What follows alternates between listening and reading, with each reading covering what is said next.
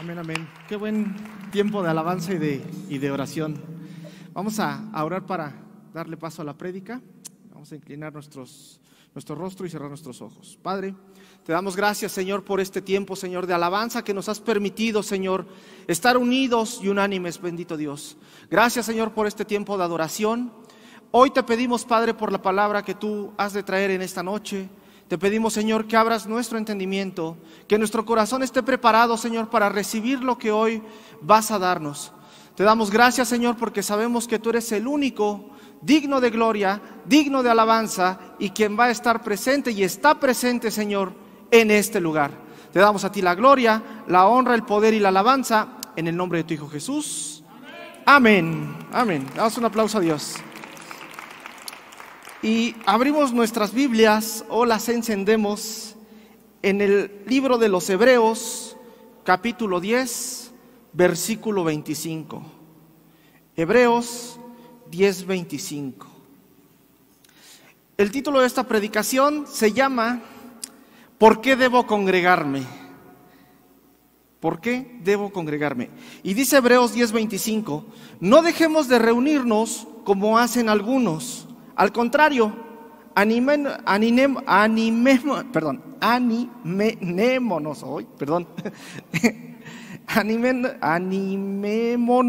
cada vez a seguir confiando en Dios, y más aún cuando ya vemos que se acerca el día que el Señor juzgará a todo el mundo. Todos sabemos que tenemos que congregarnos, pero no sabemos por qué tenemos que hacerlo. Hoy vemos que la pandemia ha sido el pretexto favorito para dejar de congregarse. Hoy vemos que muchos utilizaron la pandemia para decir, no me voy a congregar porque me da miedo contagiarme en Peniel. Cuando son personas que los vemos en las plazas, los vemos en los parques, los vemos haciendo de todo, menos congregándose, porque tienen cosas más importantes que hacer. Gracias a Dios, en Centro Cristiano Peniel tenemos un protocolo de seguridad en el cual les pedimos que se coloquen muy bien el cubrebocas, que no se saluden de mano, que no se saluden de abrazo, que no se saluden de beso. Habrá más tiempo para poder hacerlo, pero gracias a estas medidas tan pequeñas que hemos realizado en Centro Cristiano Peniel, hemos evitado que si una persona viene contagiada, contagie a los demás. Nos sentamos con la debida distancia y eso ha provocado que nosotros desde el mes de agosto del año pasado podamos seguir teniendo nuestras actividades presenciales. Y esto es algo que no todas las iglesias en México están haciendo. Pero nosotros en Centro Cristiano Peniel con estas medidas hemos dado el lugar propicio para que nos congreguemos y no nos contagiemos. Pero como les había dicho, a muchos les cayó como anillo al dedo la pandemia, porque fue el pretexto que utilizaron para ya no congregarse. Tuvieron el pretexto ideal para decir, bueno, ya mejor no me congrego. Y les decía, los vemos en las plazas, los vemos en los cines, nos los encontramos en el mercado, pero no en Centro Cristiano Peniel porque ahí me contagio. Pero la Biblia nos dice que necesitamos forzosamente asistir a una congregación para que podamos alabar a Dios juntos, para que lo hagamos junto a otros creyentes, otros hermanos en la misma fe, lo que hacíamos en este momento. Eso es algo fundamental, pero es algo también que necesitamos para nuestro crecimiento espiritual. Cada uno de nosotros venimos no a sentarnos, sino a crecer espiritualmente cuando alabamos unánimes a Cristo. La iglesia primitiva nos enseñó, la primera iglesia, la iglesia de los apóstoles, nos enseñó que el congregarse era algo necesario. A ellos les podía costar la vida congregarse, tenían que hacerlo en las catacumbas, eran túneles abajo de la ciudad y ahí se congregaban, y si alguien sabía que era cristiano, los mataban. Entonces el congregarse en ese momento era una cuestión de vida o de muerte. Y nosotros hoy que la tenemos muy tranquila, que nadie nos persigue, que nadie nos quita nuestra Biblia, que nos permiten estar a la hora que queramos, alabando y glorificando el nombre de Cristo, buscamos cualquier pretexto para no hacerlo. Hoy es muy fácil escuchar a muchos que dicen, no, hoy no voy, hoy llovió, hoy tembló, hoy hace frío, hoy tengo trabajo. Hoy llegó un vecino, llegó una familiar a mi casa y buscamos cualquier pretexto para no congregarnos. ¿Por qué no somos los mismos hoy a los que somos el domingo? Porque hoy las personas que vienen el domingo y no vienen hoy, tienen otras cosas más importantes que hacer que alabar a Cristo. Y eso es muy triste, es muy fuerte. Porque al final los que hoy estamos somos los que estamos orando, estamos alabando. Hoy no buscamos un reconocimiento, hoy no buscamos fama. Al contrario, únicamente buscamos glorificar a Cristo. Hoy escuchamos una frase muy común en las personas que no vienen a la iglesia: Dios está en todos lados. Y cuando le decimos, oye, ¿por qué no vienes? No, es que Dios está en mi trabajo, Dios está en mi casa, por eso no voy a la iglesia. Y es real, Dios está en todos lados. Pero también tenemos que entender que es un mandato el congregarnos. Eso es un mandato. Muchas veces dicen, ay, es que quiero saber cuál es la voluntad de Dios para mi vida. ¿Sabes cuál es la voluntad de Dios? Que te congregues. Ahí empezamos a descubrir cuál es la voluntad de Dios. El no querer asistir voluntariamente a la congregación habla de que hay un problema de salud espiritual. Habla de que hay un problema en el espíritu, algo que tienes, algo que te está impidiendo acercarte con tus hermanos a alabar a Cristo.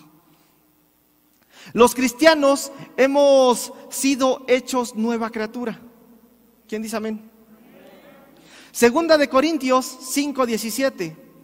Ahora que estamos unidos a Cristo, somos una nueva creación. Dios ya no tiene en cuenta nuestra antigua manera de vivir, sino que nos ha hecho comenzar una vida nueva.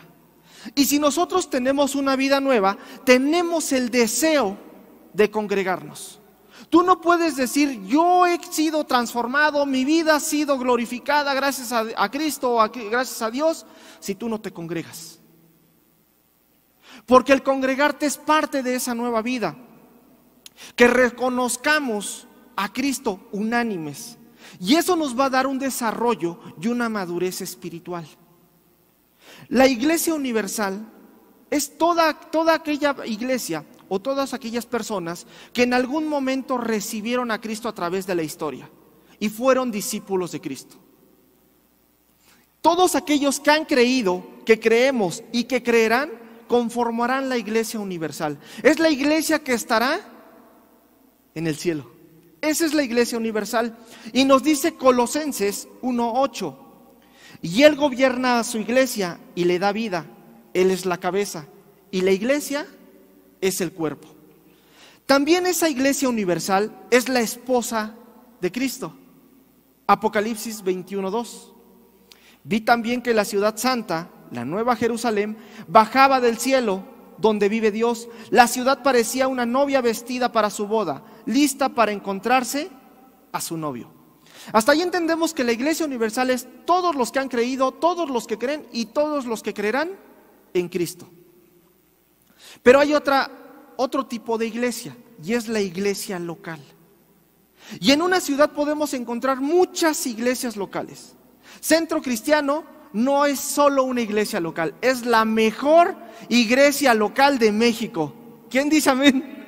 Amén. Nosotros somos penielinos, somos cristianos, somos hijos de Dios. Pero Dios nos ha puesto en esta iglesia local, en Centro Cristiano Peniel. Y aquí nosotros vamos a desarrollarnos espiritualmente. Es la mejor iglesia que te pudieron haber puesto, que Dios te pudo haber puesto. Porque aquí encontramos alimento, encontramos los lunes, los miércoles, las células, los domingos 2 reuniones, tenemos asadas de varones, tenemos desayunos de mujeres, tenemos para matrimonios, hay el alimento que tú quieras. Si una persona en Centro Cristiano Peniel no crece, es porque no quiere. Aquí el alimento está puesto a los que quieren. La iglesia es un lugar donde vamos a encontrar la comunión cristiana, la común unión. Es decir, es el lugar donde las personas tenemos el mismo objetivo, la misma misión y la misma visión. ¿Cuál es nuestra misión? ¿Cuál es nuestro objetivo? alcanzar a México para Cristo por medio del sistema de células en los hogares, empezando por la ciudad capital. Por eso, si tú eres cristiano, tú eres hijo de Dios y tú eres penielino, debes de asistir a una célula. Amén. Ya no escuchamos muchos amenes, porque eso ya me implica que tengo que dejar un día a la semana no hacer las cosas que a mí me gusta. Eso implica que me tengo que congregar un día más, y eso implica que tengo que quitarle de mi tiempo para dárselo a Dios. Ahí es cuando nosotros tenemos que empezar a ver si realmente somos cristianos y somos hijos de Dios. Pues me tengo que congregar en mi iglesia local y seguir la visión de esa iglesia, que es alcanzar a México para Cristo. Como miembros del cuerpo de Cristo, tenemos dones espirituales. Cada uno de nosotros, en el momento que recibimos a Cristo y fuimos bautizados por el Espíritu, nos fueron dados dones espirituales. Todos los tenemos, unos más, unos menos, pero todos tenemos esos dones. Y todos esos dones son para glorificar a Dios. Y son para ser utilizados, ¿en dónde creen? En la iglesia. Los dones son para ser utilizados en la iglesia, para edificar la iglesia, para hacer crecer la iglesia, para desarrollar la iglesia. Afuera utilizamos los talentos, pero aquí vamos a utilizar nuestros dones, o los dones que Dios nos ha dado. Para que el cuerpo funcione adecuadamente, todas las partes tienen que estar unidas. Unos somos manos, otros somos ojos, otros somos pies, otros somos el hígado, pero todos tenemos una función y todos somos un solo cuerpo. Por eso dice 1 Corintios 12, 14 al 20. El cuerpo no está formado por una sola parte, sino por muchas. Si al pie se le ocurriera decir, yo no soy del cuerpo, porque no soy mano, todos sabemos que no, por eso dejaría de ser parte del cuerpo. Y si la oreja dijera, como yo no soy ojo, no soy del cuerpo, de todos modos seguiría siendo parte del cuerpo. Si todo el cuerpo fuera ojo, no podríamos oír. Si todo el cuerpo fuera oído, no podríamos oler. Pero Dios puso cada parte del cuerpo en donde quiso ponerla. Una sola parte del cuerpo no es todo el cuerpo. Y aunque las partes del cuerpo puedan ser muchas, el cuerpo es uno solo. Cada uno de nosotros tiene una función específica dentro de la iglesia. Algunos atienden en la entrada, otros enseñan, otros predican, otros cantan, otros limpian, pero todos tenemos una función y cada una de esas funciones es muy importante. Es tan importante el dedo meñique como un pie, es tan importante el ojo como la boca, todo es importante y todos somos un cuerpo. Por eso, si te has preguntado en algún momento ¿por qué debo congregarme?, te voy a dar 4 puntos por los cuales debemos hacerlo. Y el punto número 1 es: te debes de congregar para aprender a amar a otras personas. Afuera es muy fácil que nosotros amemos a las personas que queremos, a nuestros hijos, a nuestras esposas, es muy fácil quererlos. Pero amar a una persona que te hace daño, una persona que te molesta, una persona que te ofende, es muy difícil. Dice la primera carta de Juan, capítulo 4, versículo 12. Nadie ha visto nunca a Dios, pero si nos amamos unos a otros, Dios vive en nosotros y también su amor estará en nosotros. Muchos dejan de venir a la iglesia porque alguien los lastimó, porque alguien los ofendió, porque alguien no los atendió. Vieron algo que a su percepción estaba mal y dijeron, no, yo mejor me voy de esta iglesia porque aquí no hacen las cosas bien. O porque cometieron un pecado y cuando quedó descubierto ese pecado, la iglesia, en lugar de levantarlo, lo empezó a juzgar y lo empezó a criticar. Y ellos, pues más conchuditos, dijeron, bueno, es más fácil irme de la iglesia a restaurarme. Entonces encontramos que muchas veces las personas vienen a la iglesia y empiezan a ver cosas mal dentro de la iglesia.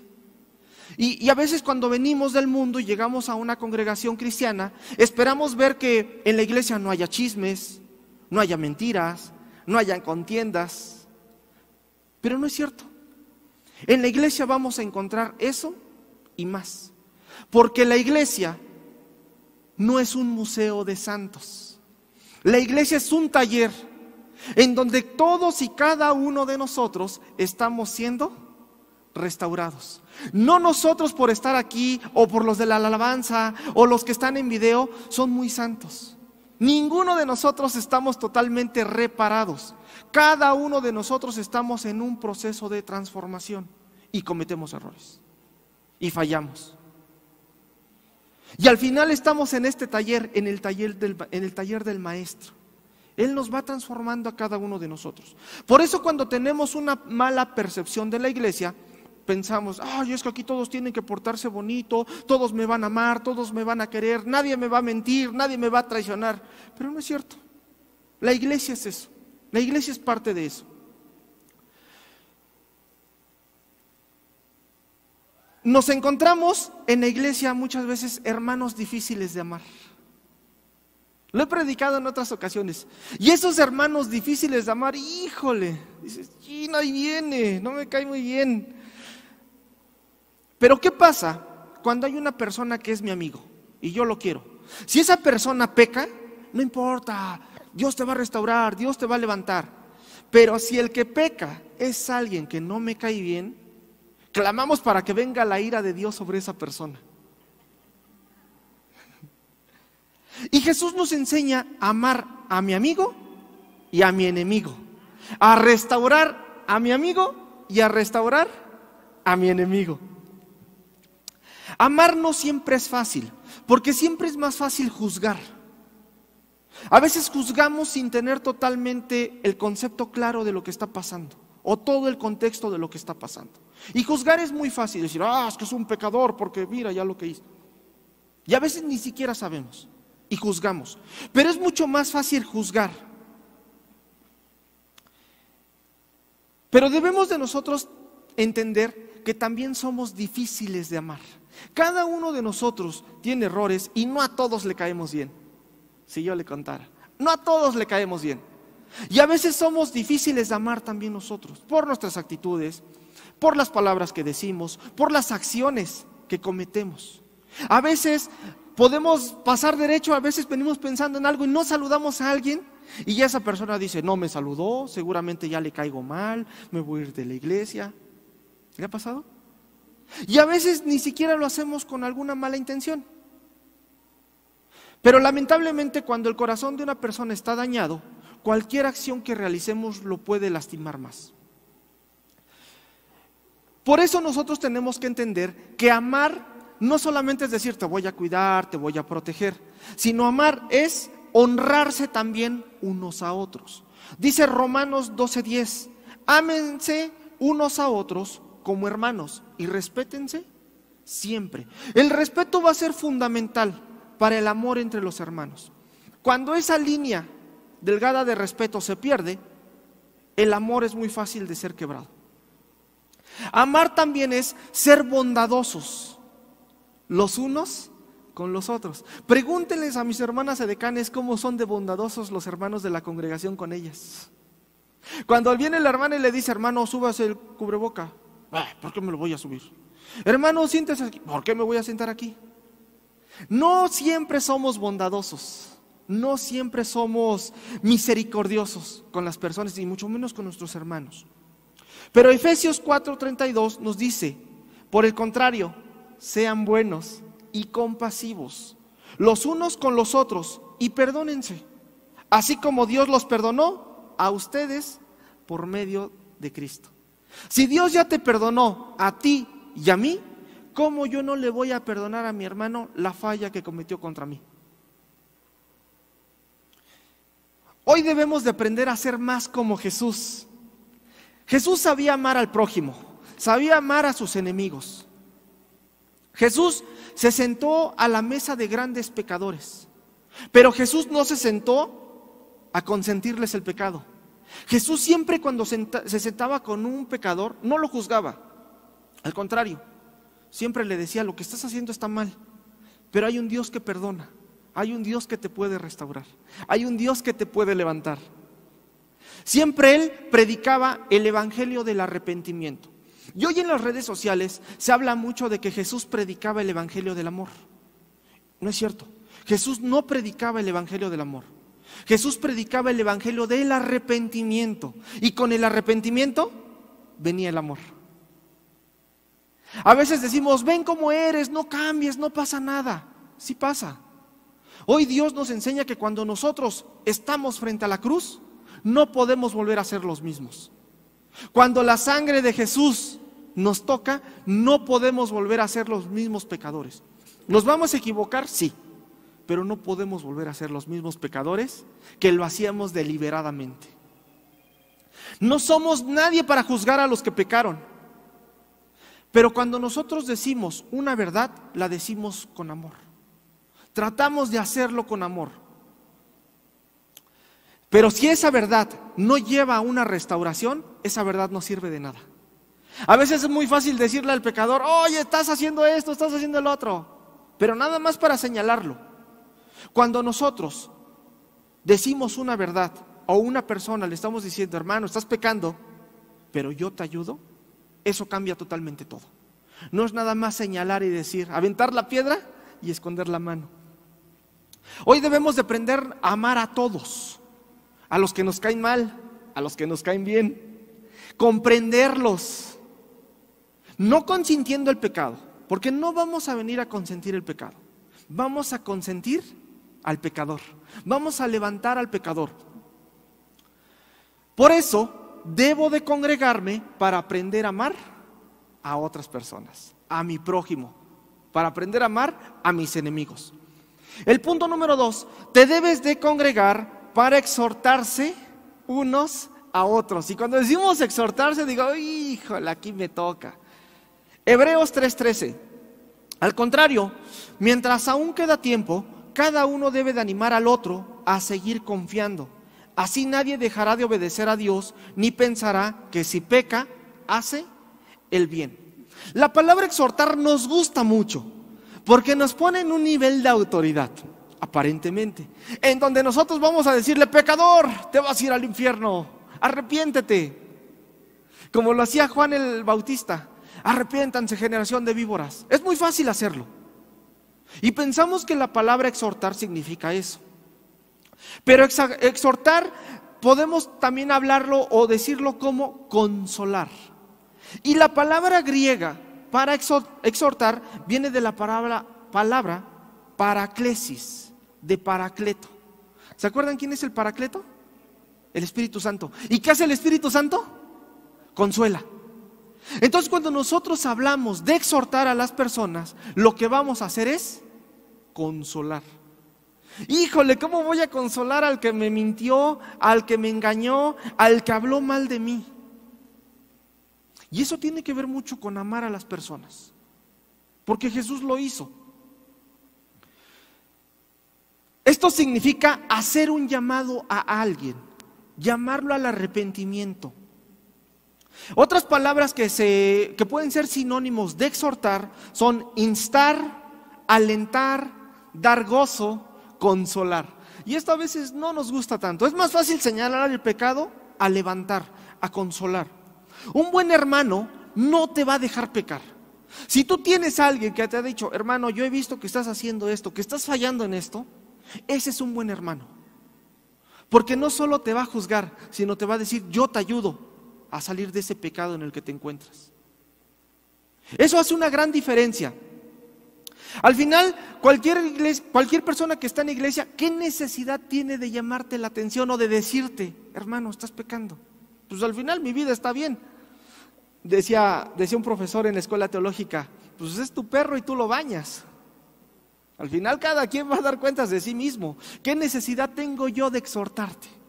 Pero al final, si una persona se acerca a exhortarte, a consolarte, a ayudarte, es porque te ama. Y esos son los amigos de verdad. Esos son los que tenemos que apreciar. La exhortación es motivar a una persona a que cumpla su propósito, a que se levante, a que cumpla el llamado que Dios le ha dado. Por eso, Romanos 12:8 dice, si nos pide animar a los demás, debemos animarlos. Si de compartir nuestros bienes se trata, no seamos tacaños. Si debemos dirigir a los demás, pongamos en ello todo nuestro empeño y si nos toca ayudar a los necesitados, hagámoslo con alegría. Exhortar significa estimularnos, ayudarnos, empujarnos. Hermano, no desfallezcas. Hermano, congrégate. Hermano, ven, prepárate, instrúyete, toma tu discipulado, métete una célula, inscríbete en la escuela teológica. Eso es alentar a las personas. Ven, yo te llevo. A ver, hermano, este hermano no tiene célula. Vente, vamos a meterlo a esta célula. No está en su discipulado, hermano, lo inscribimos en su discipulado. Eso es exhortar. Hebreos 10:24 dice: tratemos de ayudarnos unos a otros y de amarnos y hacer lo bueno. Platicábamos el domingo con la pastora Keila y decía que fuimos llamados al ministerio de la reconciliación. Cada uno de nosotros, si tú creíste en Cristo, fuiste llamado al ministerio de la reconciliación. Segunda de Corintios 5:17 al 19. Ahora que estamos unidos a Cristo, somos una nueva creación. Dios ya no tiene en cuenta nuestra antigua manera de vivir, sino que nos ha hecho comenzar una vida nueva. Y todo esto viene de Dios. Antes éramos sus enemigos, pero ahora por medio de Cristo hemos llegado a ser sus amigos. Y nos ha encargado que anunciemos a todo el mundo esta buena noticia por medio de Cristo. Dios perdona los pecados y hace las paces con todos. Ese es el ministerio de la reconciliación. Saber que yo soy pecador y que por medio de Cristo se me han perdonado todos mis pecados. Y ese mismo ministerio tengo que llevarlo afuera. Hoy vemos que en las reuniones dominicales encontramos a muchas personas nuevas. Si tú llevas 2, 3 años en Peniel o más, te das cuenta que la mayoría de los que están sentados son nuevos. Y es bueno, porque al final la iglesia tiene que estar llenándose de nuevas almas constantemente. Se nos han hecho llamados en las semanas pasadas a traer nuevas almas a Cristo. Y eso es el ministerio de la reconciliación. Por eso, para congregarme, una razón para congregarme es para servir de aliento a mis hermanos que están desfalleciendo. ¿Y para qué? Si en algún momento yo también desfallezco, mis hermanos me ayuden a levantarme. Por eso es importante también congregarse. El punto número 3, una razón por la que yo me debo de congregar es para servirse unos a otros. Gálatas 5:13 dice: hermanos, Dios los llamó a ustedes a ser libres, pero no usen esa libertad como un pretexto para hacer lo malo. Al contrario, ayúdense por amor los unos a los otros. Tú y yo fuimos diseñados para servir. ¿Quién dice amén? No se queden callados. Estas palabras son tan importantes.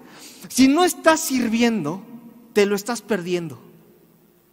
Brennan Manning decía: Dios te ama tal y como eres, no por como deberías de ser, porque nadie en esta sala es como debería de ser, pero Dios te ama tal y como eres.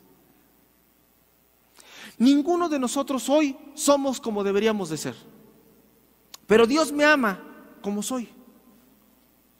Pero Él me tiene en una terapia ocupacional. Si ustedes pudieran entrar en mi mente y vieran lo que yo pienso, ni me hablarían. Por eso Dios me tiene en una terapia ocupacional, constantemente en servicio, porque si no estaría pensando solo tonterías.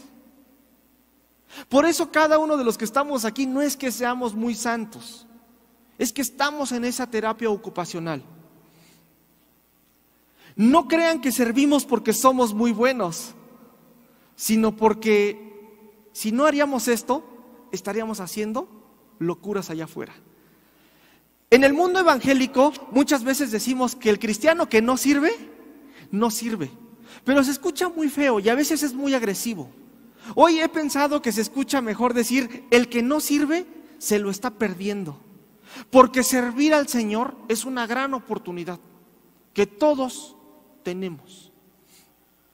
Las palabras pueden convencer, los discursos pueden convencer o pueden persuadir, los sermones te pueden llevar a hacer algo, pero el ejemplo siempre va a arrasar. Y Jesús lo sabía. Por eso Juan 13, del 4 al 5 dice: por eso, mientras estaban cenando, Jesús se levantó de la mesa, se quitó su manto y se ató una toalla a la cintura. Luego echó agua en una palangana y comenzó a enjuagar los pies de sus discípulos y a secárselos con la toalla. A mí no me sorprende que Dios esté en el trono. A mí no me sorprende que Dios sea grande, porque sé que Dios es grande. Pero a lo que sí me sorprende es que ese Dios grande, ese Dios poderoso, el único Dios, se despojó de esa grandeza, se despojó de esa magnificencia, se quitó su manto y se puso una toalla y sirvió a sus discípulos. Eso sí me sorprende, porque todos los dioses buscan grandeza, pero mi Dios se despojó de esa grandeza, se humilló a sí mismo tomando forma de siervo y nos sirvió a todos. Dejó el trono, Jesús dejó el trono, se humilló a sí mismo, pero cuando le sirve a los discípulos, se quitó algo, se quitó su manto, se quitó el manto de la dignidad. Y muchas veces se nos ha predicado de ponerlos la toalla del servicio, pero muchas veces nos disfrazamos de servidores. Un servidor, tú no te disfraces de servidor. Quítate primero el manto de dignidad, quítate primero el nombramiento, quítate primero la posición, y cuando quedas desnudo, como lo hizo Jesús, Jesús al quedar desnudo delante de sus discípulos dijo: yo no solo soy el Hijo de Dios, sino también soy el Hijo del Hombre, el que vino a servir. Y eso es lo que nos enseña Jesús, quitarnos el manto de dignidad. Si tú quieres servir de verdad y de corazón a corazón, no lo puedes hacer desde el personaje perfecto. No te disfraces de un siervo. Hay que desnudarse metafóricamente para poder servir correctamente. Jesús no hacía acepción de personas. Ten mucho cuidado si tú sirves solo a personas específicas, porque Jesús no hizo acepción de personas. Ten cuidado con solo querer servir a nuestro pastor o a las personas de alta posición. Nosotros servimos a todos por igual, porque Jesús lo hizo. Jesús le lavó los pies a un traicionero, a Judas, pero se los lavó también a otro que lo traicionó, a Pedro. No hizo acepción de personas, aún sabiendo que lo iban a traicionar. No hay que ser como Jesús para servir, sino hay que servir para ser como Jesús. En el capítulo 6 de Juan nos habla de la alimentación de los 5,000. ¿Sí recuerdan ese pasaje? Y ahí vemos que Jesús multiplica los panes y los peces. Pero encontramos 3 tipos de personas en ese pasaje. Vamos a encontrar a un Jesús que multiplicó los alimentos. Vamos a encontrar a 12 discípulos.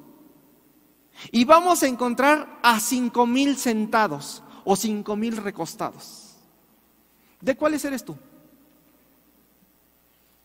¿De los 12 discípulos que están sirviendo a la congregación o de los 5,000 sentados o recostados?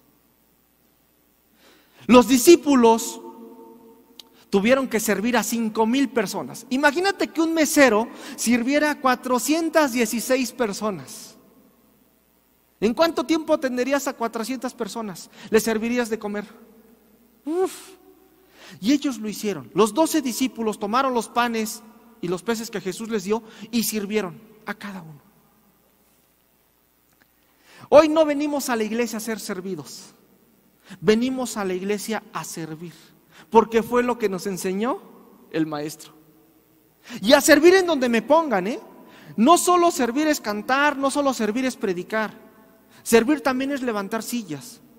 Servir es también lavar los platos. Se requiere servicio en una congregación tan grande, se requiere mucho servicio. Y me dio mucho gusto en el desayuno de mujeres ver a coordinadores que se quitaron el manto de la dignidad y se pusieron la toalla de servicio. Aún nuestro pastor se puso a meserear. Si ellos lo hacen, si Jesús lo hizo, ¿por qué nosotros no lo estamos haciendo? Por eso, una de las razones por las cuales yo debo de congregarme es para servir a otros. El punto número 4, tú debes de congregarte para instruir a otros. Todos y cada uno de nosotros tenemos un conocimiento de la Biblia. Por lo menos Juan 3:16 te lo sabes. Romanos 15:14 dice: hermanos en Cristo, estoy seguro de que ustedes son muy buenos y están llenos de conocimientos, pues saben aconsejarse unos a otros. Y cuando nosotros vemos los domingos, cuando termina la reunión, siempre vemos parejitas por aquí, parejitas por allá, grupitos por aquí, grupitos por allá, que se están aconsejando mutuamente, o que están ayudándole al hermano, o que están levantando al otro hermano. Esa es una de las razones fundamentales por las cuales nos tenemos que congregar, para instruir. El don espiritual de la instrucción o de la enseñanza es un don que nos da el Espíritu Santo. Y el que tiene el don de la enseñanza es aquella persona que tiene la habilidad para estudiar la Biblia y para poderla transmitir a otras personas. Y todos y cada uno de nosotros tenemos esa capacidad. Les decía, ¿te sabes Juan 3:16? Por lo menos ese lo transmites a las personas. Hay personas que con ese versículo pueden evangelizar. Hubo un personaje que jugó en un Super Bowl y que en un momento se puso JN 3:16 en los ojos. Ese día fue el más googleado en todo el mundo. Juan 3:16. Con ese simple versículo, aparentemente. Todos y cada uno de nosotros tenemos conocimiento de la Biblia, tenemos conocimiento de experiencias que pueden ayudar a otros a ser instruidos. Mateo 28:18-20 dice: pero él se acercó y les dijo: Dios me ha dado todo el poder para gobernar en todo el universo. Ustedes vayan y hagan más discípulos míos en todos los países de la tierra. Bautícelos en el nombre del Padre, del Hijo y del Espíritu Santo. Enséñenles a obedecer todo lo que yo les he enseñado. Yo estaré siempre con ustedes hasta el fin del mundo. Y Jesús les da una orden a sus discípulos: que vayan y que enseñen lo que Él mismo les ha enseñado. ¿Quiénes aquí son discípulos de Cristo? Pues este mandato también es para ti. Ve y enseña lo que Jesús te ha enseñado. Enséñalo en la iglesia, enséñalo afuera. Pero para eso es necesario también congregarnos. Porque en las prédicas, en las células, en los discipulados, vamos a instruirnos. Y con eso vamos a poder enseñar a otros. Por eso es fundamental que para que tú, una razón de las que tú te congregues es para que te instruyas y puedas instruir a otros. Como conclusión, cuando una persona confía en Cristo para salvación, es hecha parte del cuerpo de Cristo. Todos y los que estamos aquí, que hemos creído en Cristo, somos parte del cuerpo de Cristo. Primera de Corintios 12:27 dice: cada uno de ustedes es parte de la iglesia y todos forman el cuerpo de Cristo. Pero para que funcione el cuerpo de Cristo necesitamos algo: que estemos presentes, que estemos funcionando, que estemos enseñando, que estemos amando, que estemos sirviendo, que estemos exhortando. ¿De qué me sirve tener a mí los mejores dones, los mejores talentos, si me voy a quedar en mi casa a predicarle al perro nada más? Tenemos una responsabilidad muy grande como hijos de Dios, como personas que hemos sido bautizados con el Espíritu Santo y hemos sido dotados de muchos dones. Tenemos la responsabilidad de utilizarlos, de aplicarlos en la iglesia, para que la iglesia crezca, para que la iglesia se desarrolle, para que las personas nuevas que lleguen tengan una buena enseñanza de parte de nosotros. Hoy tenemos dos tareas muy importantes como parte del cuerpo de Cristo, y es crecer en el conocimiento de Dios. Dice 2 de Pedro 3:18: mejor dejen que el amor y el conocimiento que nos da nuestro Señor y Salvador Jesucristo los ayude a ser cada vez mejores cristianos. Esa es una orden que se nos da: crecer en el conocimiento de nuestro Señor. Les decía, tenemos discipulados, tenemos células, tenemos una escuela teológica, tenemos la cumbre global de liderazgo, tenemos los congresos ISTECEL, tenemos muchas actividades para que crezcamos en el conocimiento del Señor. Pero tenemos otra labor también fundamental: instruir a mis hermanos.